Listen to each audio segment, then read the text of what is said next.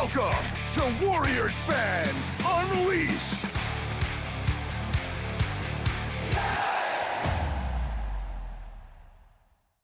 Whānau, welcome to Warriors Fans Unleashed. 7:30 p.m. Saturday, Go Media Stadium. The Warriors will be on fire versus the Sharks. So, up the wires. First thing we want to do is just take a look at the ground conditions. Yep, it's a fine day today. Weather forecast says it's going to be the same as today. A fine day on Saturday. Temperature shall be 16 degrees. So we're looking at a flat deck, fast running game. So you're going to want to look at the lineups and see how we're going there, okay? So let's just do that. Who's in for the Warriors and who's in for the Sharks, who's out for both teams. So let's just have a look. So yeah, Go Media Stadium, 7:30. The 6th place Sharks versus the 2nd place Warriors. So what are the teams this week? All right, who's in? A heck of a lot in for the Warriors, but a heck of a lot out. Real quality going out for the Warriors. So it's one of those games, and it always seems to happen when we face Cronulla.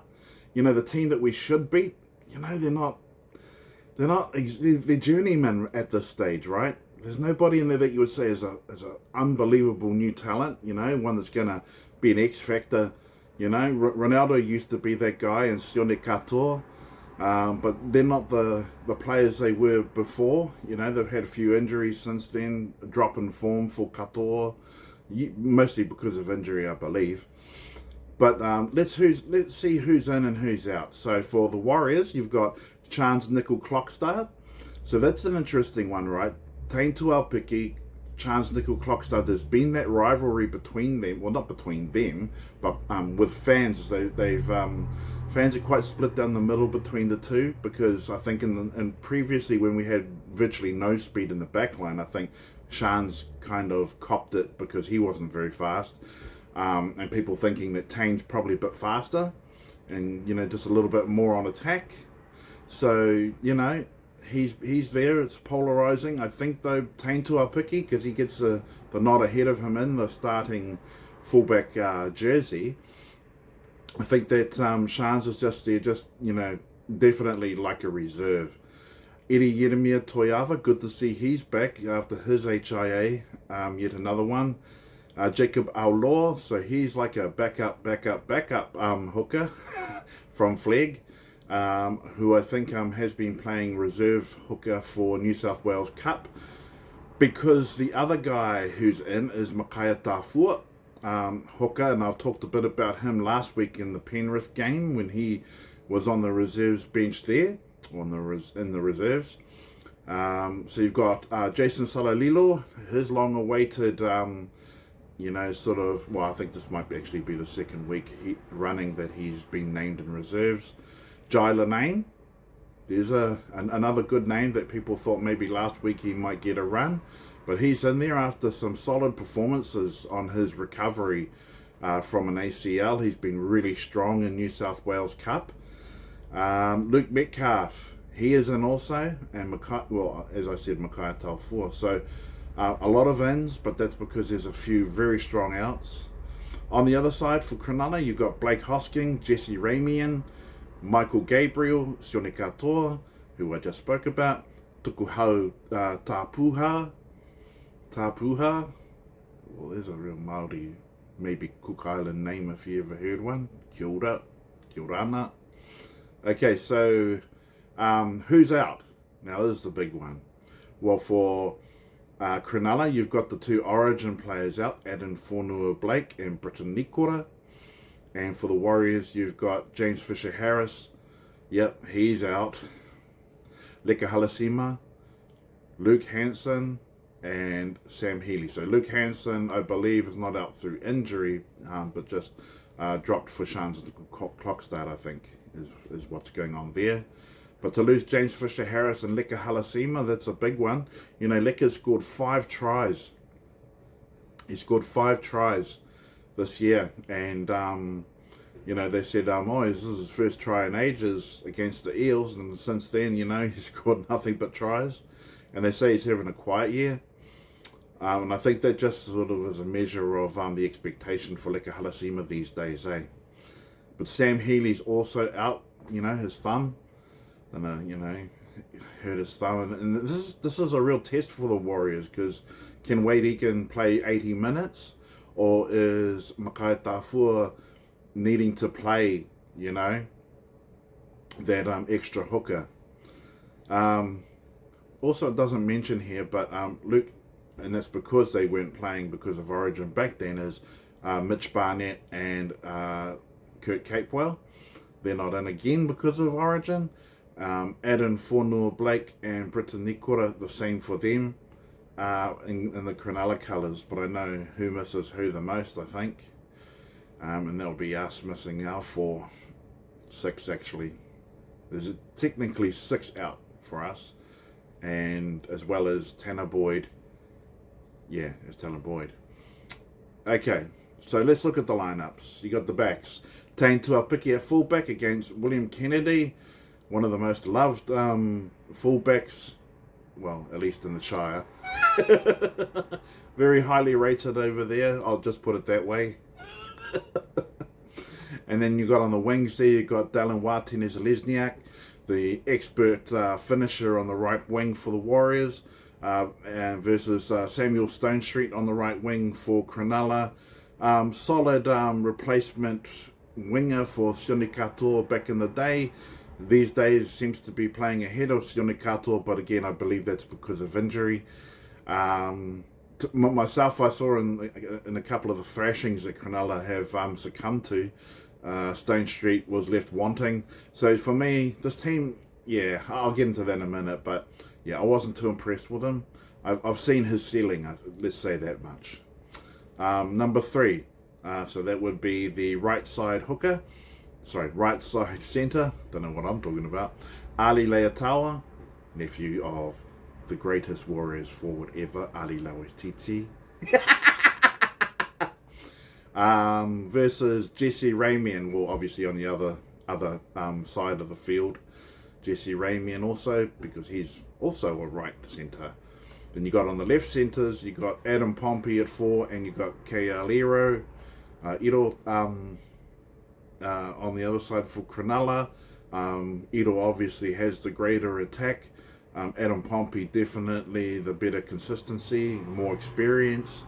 So yeah, we win that one as far as I can see. Although be careful of these Cronulla boys when they get attacking. Don't give them any front foot ball, because they can hurt you. They can hurt you. On that note, on the left wing, you've got Alofiana Khan Pereira for the Warriors, 9 tries. Dallin's got 4. Alofiana's got 9 tries. That's 23 tries between them in 12 games. Because you've got to count the 2 buys, right? There were 2 buys. So in 12 games, they scored 23 tries. It's almost 2 tries a game. So they're doing their job, right? And you've got to say that, you know, what I observed, not just against Penrith, but even beforehand, Alofiana, his defence, his one-on-one defence is actually really good. Again, decision-making on the wing is very, you know, people blame the wing if someone scores a try out that end, especially if they get caught out in the middle.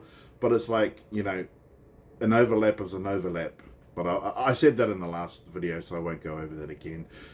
His opposite is Ronaldo Mulitalo. He's left wing for Cronulla as well.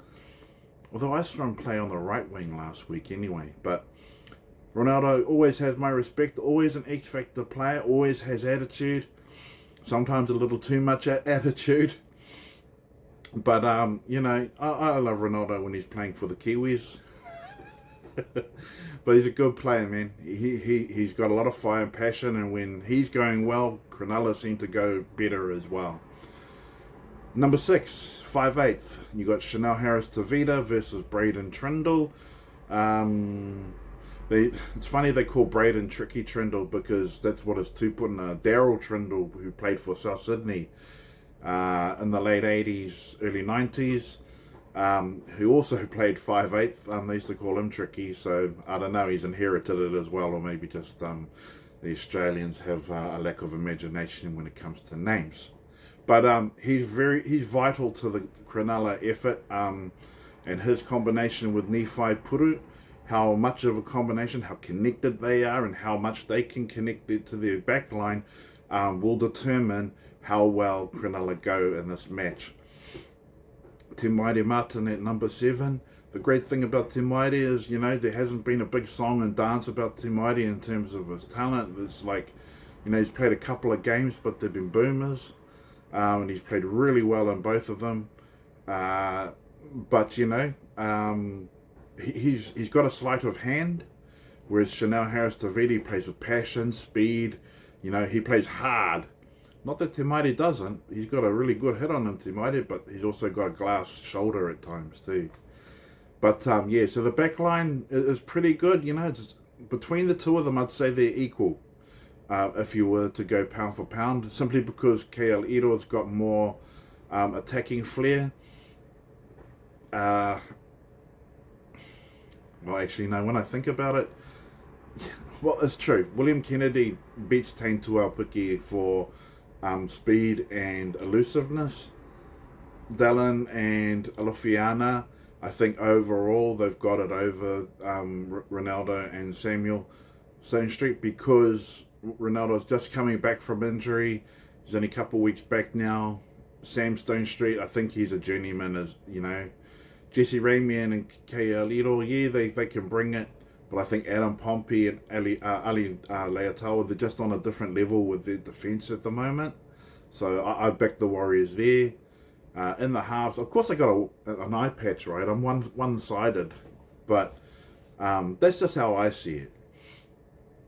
And in the halves, I think Nephi Puru's lack of experience will show. It's not saying that he's not a promising player, got a higher ceiling than probably either Chanel Harris-Tavita or Te Maire Martin at this stage. However, he's very young, and to be honest, with a Māori name like that, he should be playing for us. But that's just me. Okay, in the forwards, this is an interesting one, because without Fish, you got Tanner Stower Smith, right? Who's kind of a similar player. He's actually built in the same mold as James Fisher-Harris. He does those 1%ers, right?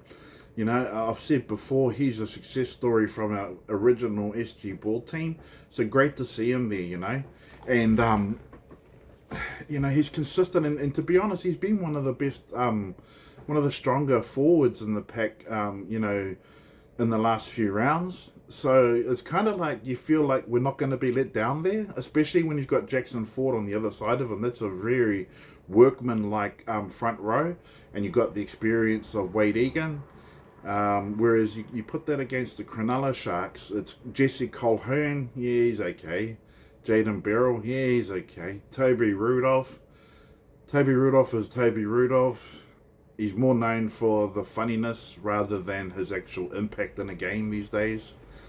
And he should have been playing for New Zealand as well. Just saying.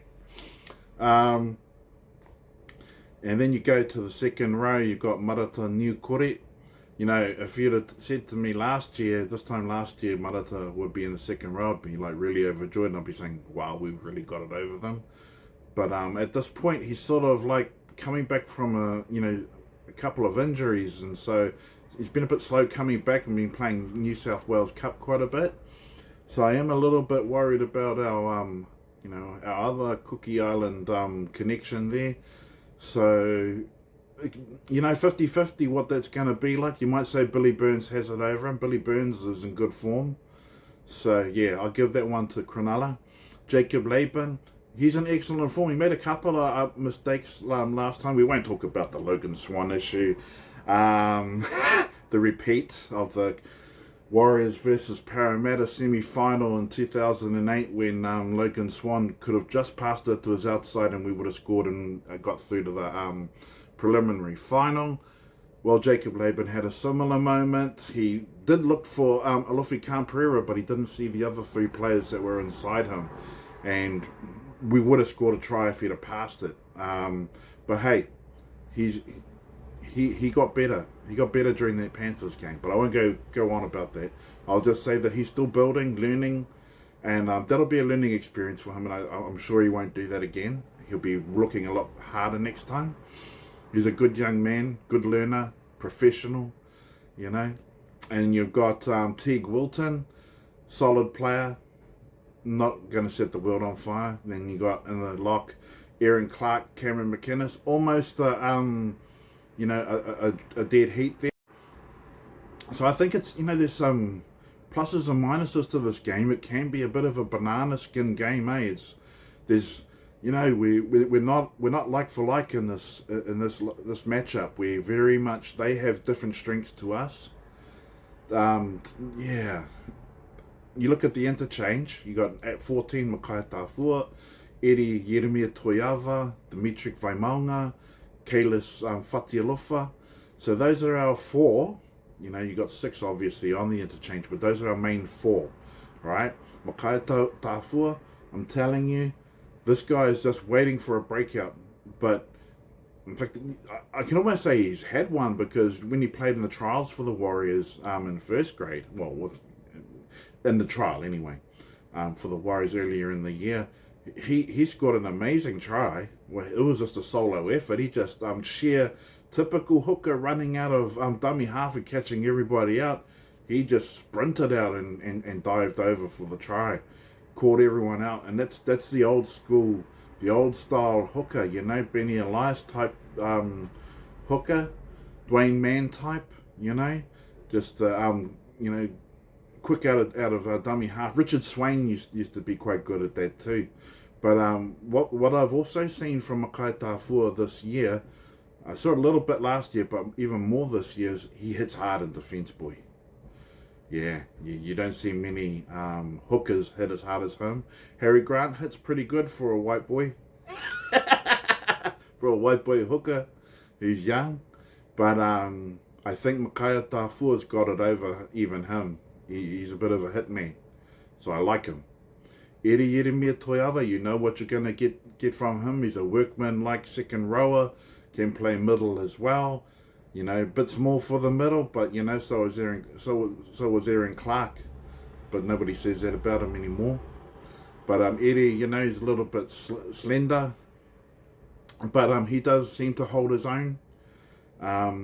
So yeah, we'll see how he goes, and hopefully he doesn't have another HIA. So it'll be an ABC and ASB. No ASB. But I don't know what I'm talking about. Then you got and this guy can be the difference maker for the Warriors off the bench. Dimitri Vaimaunga. He's a raging bull at the moment, and I was a bit disappointed he only got 22 minutes against Penrith. I can't say that was a mistake, because to be honest, everybody against Penrith, all hands on deck, everyone gave them their all. And I thought everyone played to the best of their ability. But him only having 22 minutes, I'm not too sure how I feel about that. But I feel that probably, Jackson Ford, played long minutes again. And I think Fish wanted to stay on a bit longer, so that's probably why that happened. But Dimitri, I expect him to come on sometime in the second half and make a real impact and gain some momentum. And Kailis Fatialofa, I don't know how much time he will get, but who knows how that will go. I'm really there's a lot of Warriors fans who are excited to see how he goes. We want the best for Kailis, and for me, if he comes off, man, imagine him on the left side. I know I've said this before, but imagine Leka on the right. Oh my gosh, bro! I mean, give me KFC. Laugh it. And then you've got sort of an unknown there in Jason Salalilo. Well, for some of you people, but for those of us who have watched New South Wales Cup and Flag, This fella's been immense. He's been immense in the grades, but he's not huge either, though. You know, actually, how big is he? I'll just check it and I'll show you fellas. He's only 102 kilos, 183 centimeters. Yeah, so he's not that big, eh? But he's big in heart. He's got guts and he's got a gearbox, all right. So don't discount Jason Salalilo. He may get a go, especially if the attrition is quite high in this game, and you know, with players like I forgot about the whole Cronulla interchange, but which I shouldn't really, because you've got Mawene Hiroti, ex-junior Kiwi.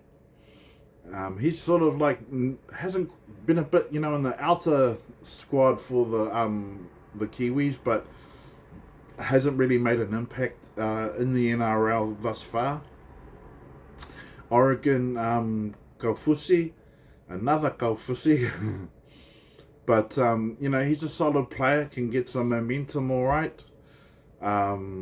Siosifa Talakai, he's on the bench.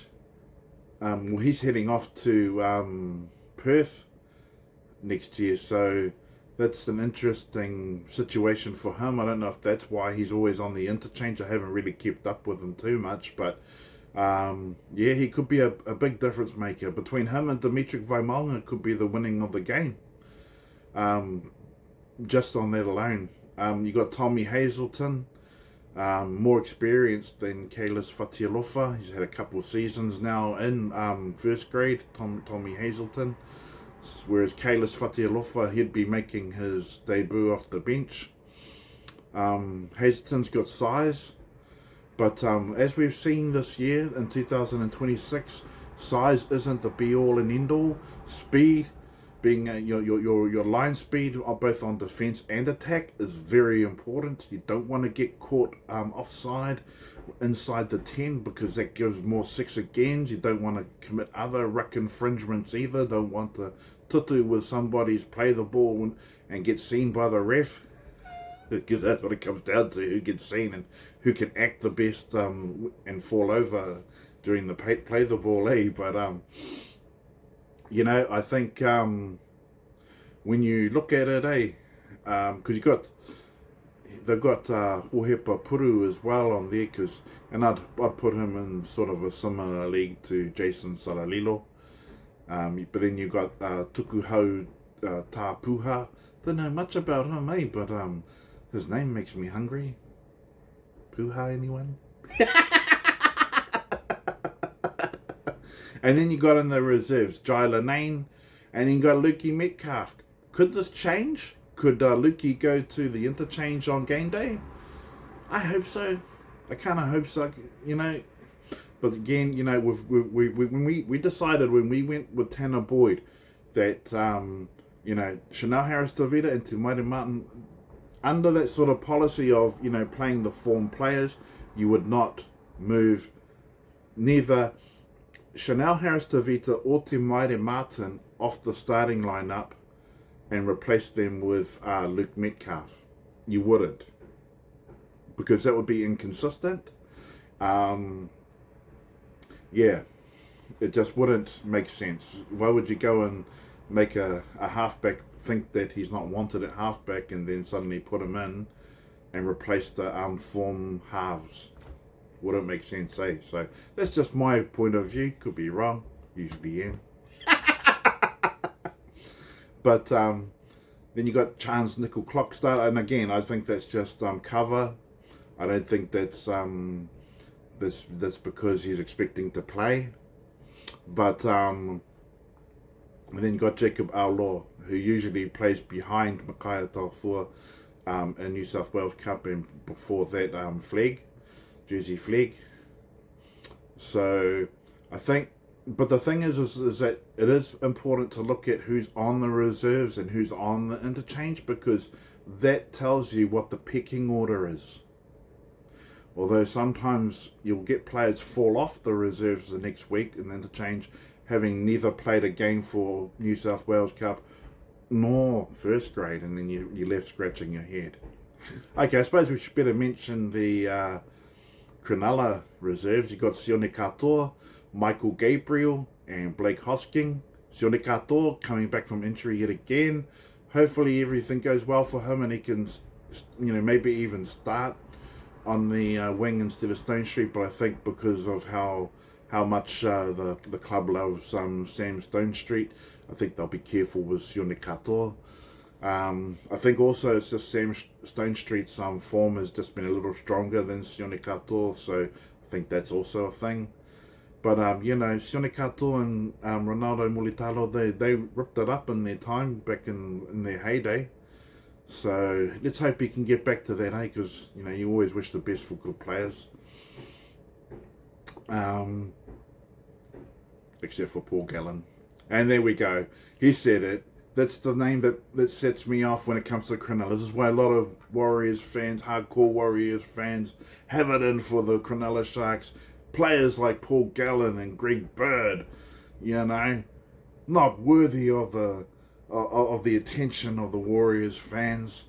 Took drugs back when I don't know which trainer was giving out peptides to the players. Not the players' fault so much, you would think, but Paul Gallen, you could tell by his behaviour. Well, you think. I can't say. I don't want to make accusations here, but Paul Gallen, he's one of those polarising personalities who, just you want to bunch, you want to bunch him.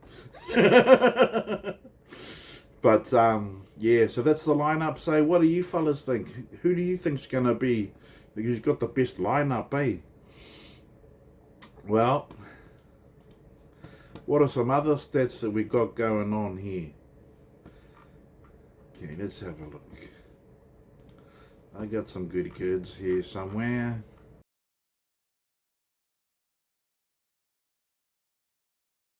Okay, here's a stat. Head to head.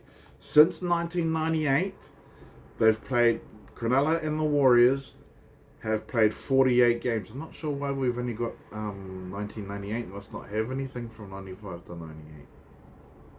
I don't know. I don't remember Cronulla being absent. Maybe they weren't in the draw for us.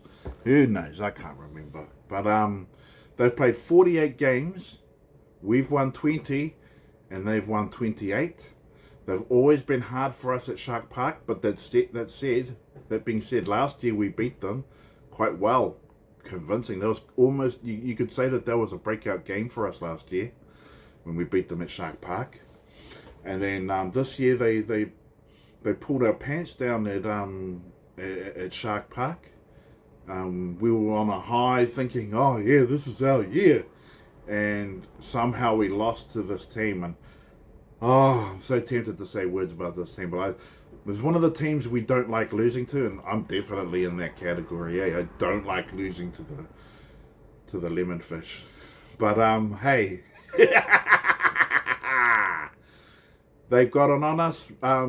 It's been kind of like 50-50 really in recent times. So, who knows? But here, current season. What's the win percentage between us and them? We've won 9 out of 12, which is 75%. And they've won 58% of their games, which is 7 out of 12. I can't believe that we're only 2 wins better than them. It just doesn't make sense. It just blows my mind. But this is a situation where the points or the statistics may or may not reflect the true position of these teams, right? But look at this. Points scored, 368 on the Warriors, 356 from the Cronulla Sharks. They're not far from us. How is that possible? Well, here, this next stat is the one that blows you, well, that pretty much explains it. How many points against? The Warriors have only conceded 214 points. The Cronulla Sharks have conceded 294 points. There you go. There's a few thrashings in that one. Completion rates? Surprisingly, their completion rate is quite high. We're 83%, they're 81%. This is Cronulla. Good coach, that's why. Craig Fitzgibbon. Tackle efficiency, 87%. for the Warriors. 88.1% for Cronulla. That could be a bit misleading, but I think that's, you could pretty much call that equal. But it's quite surprising for Cronulla, but I think that's not the issue with Cronulla. It's just, I think Craig Fitzgibbon has them quite well drilled, and I think the biggest problem has been how to use Nico Hines, and he's not playing at the moment. So the absence of Nico Hines could be actually a blessing in disguise, because he's really hot and cold, or rather the Sharks are hot and cold when he's in the team. It's as if, I don't know. I don't even know why, but here we go. Average points scored, 30 from the Warriors, 29 from Cronulla, so they're close to us. But in defence, 17 to the Warriors and 24 for Cronulla. So they're winning their games on average by 29 to 24, and we're winning games by 30 to 17. I almost think that's really a poor representation of where we truly are. I mean, you look at how good we went against Penrith. We smashed the Storm. We smashed Broncos, to be honest.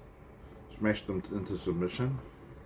So, it goes to show stats need to be also correlated or collated, or, cross-referenced with other factors. Now, average play the ball. We're slower. 3.63 seconds, and Cronulla are 3.48 seconds.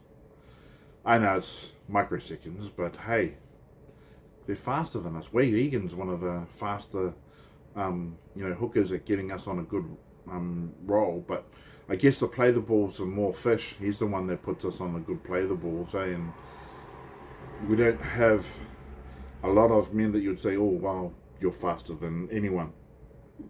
We're all pretty consistent across the board. So, key stats. Wins at this venue at Go Media. Well, we've won 57% to their 50%. Okay, that's interesting how they put that. 167 out of 295. Well, I guess it's because we're the home team.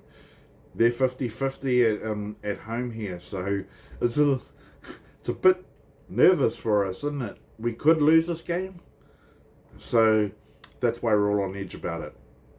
Wins overall, they've got 49%. Well, that goes back to the 20 versus 28, right?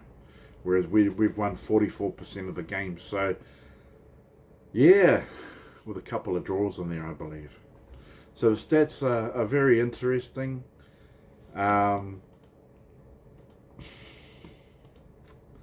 What more can I say about that? But might move over to some other stats here. I'll move over to my other screen here with stats. Let's look at some other ones. Are there any other ones? I think that's pretty much it. I've said all I want to say. There's other stuff I could say, but I'll put it in another video. I think we've done this to death. But I think, I think you can see that there's some pros and cons in both teams that make this game quite a 50-50, quite an equal game. But here's where I think we've got the edge. It's not just Go Media Stadium, not the fact that we're going to pack the house out yet again. But where we've got them, I think, is that we have been running at a higher level than them for the whole year. And it's only gotten a little, incrementally better. And I think when it comes to completion rates, and I think professionalism, I think we should have it over them. However, I do think it depends on just the energy that both teams bring on the day or the night. I think that's what it's going to come down to. Are Cronulla on point? Are they ready to give their best? Are they playing like they're fighting for a top 8 spot? And are the Warriors going to turn up and play connectedly? Are they going to play like we don't have nobody out? This is next man up, man. I'm James Fisher-Harris, I'm Luke Capewell, I'm Mitch Barnett, If we can play like that and continue that high level that we've been playing at, we should win this comfortably. And I will say we will win this 13 plus if that team turns up. In fact, I would say probably 20 plus if that team turns up. But if we got that team that turned up in round 5, I don't know what they expected. I think they expected to win and not play too hard or something like that. No, I don't know. They just didn't play the best game that day. So where are we? We've had a bye week, right? So that's a couple of weeks off that they've had. So you've got these young players that we've brought in who should be hungry to get a first grade spot, right? Or to at least try and stake their claim for a future first grade spot. Kalis Fatialofa, right? Dimitrik, he'll be taking on the alpha male. I mean, he'll be taking on that persona, right? Because with James Fisher-Harris gone, he's the one that's got to lead the way in the forward pack. Jackson Ford always leads the way. He's always the same as he always is.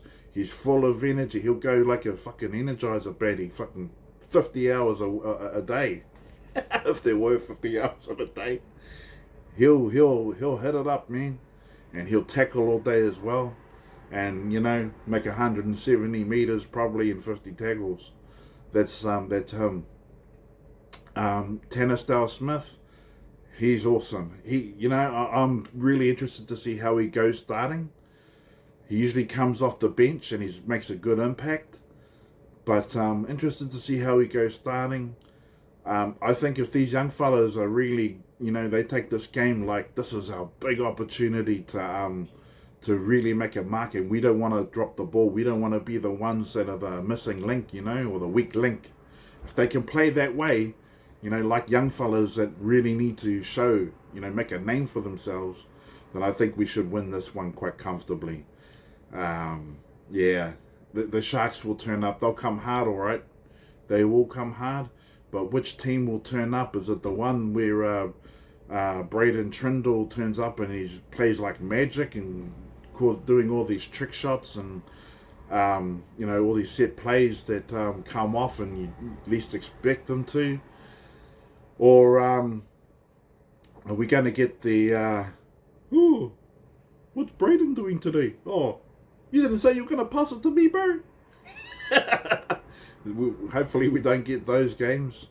Well, hopefully for Cronulla, I hope they do. But I think if we are on, we should win this game comfortably by heaps of points. And heaps of points, I mean 15 to 20 points plus. And yeah, all I gotta say is I will be there, Bay 29 as per usual. I know Waz Up TV's down, about 4 rows below me, so I'll have to say hello to those fellas, or to Josh anyway. And but if you're there, you see me, just give me a mana wave, bro. Give me a mana wave. I want to see that mana wave, and I want to see us with that dance, right? Okay. No retreat, no surrender. Up the Waz. Pukana. Okay, fun. I'm just having fun, bro. That's us the way. It's going to be a great game. Hope to see you fellas here. If you can't make it because it's packed out or you just can't make it, it's going to be a fine day, B. And you can have some drinkies while you're there, bro. Some few beesies. And just Uber home, eh? Anyway, whānau, hope you're having a great week. Hope you enjoyed this video. If you did enjoy it, hit the like button, hit subscribe, and then you'll see future videos. My videos are only going to get better as I'm paying more attention to this channel. But hey, love you fellas. You're awesome fans. You're the best fans in the whole league. Probably the best fans ever, outside of crazy hooligan soccer fans in Europe. But that's because you're not crazy. You're just unhinged. Or rather, unleashed. Kia ora whānau, mā te wā. I'll see you next time for the post-match review. And hopefully I'm talking about heaps of tries to AKP and Dallin Watenis Lesniak. And up the Waz. Kia ora.